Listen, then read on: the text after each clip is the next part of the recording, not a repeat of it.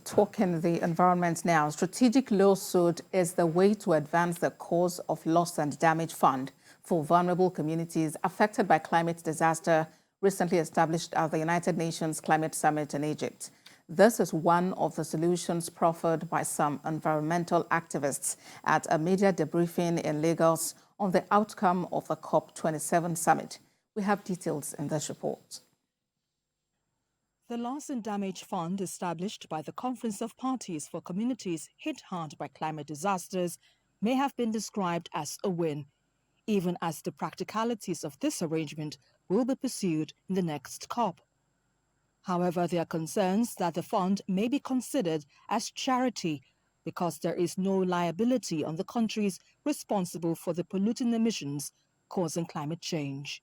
Although loss and damage may be paid, no country will be held for historical responsibility, and no country will be held to be responsible for the harm. This is what I believe African negotiators, Nigerian negotiations should take to the next COP, to debate and insist, even during intersessional before COP28, to insist that those who are most responsible for climate change should not only just agree to do more, but the historical responsibility of the problem, because the problem did not start today.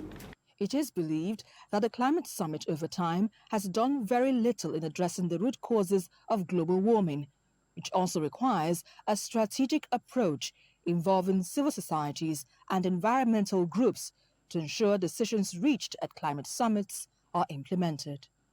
The positive outcome of COP27, aligning it with our own national practices and national situations, and then we'll see if we can get a cluster of countries to join, and then we can test the law. African governments also themselves needs to begin to take action in terms of cutting, dependence on fossil fuel, beginning to look at the alternatives.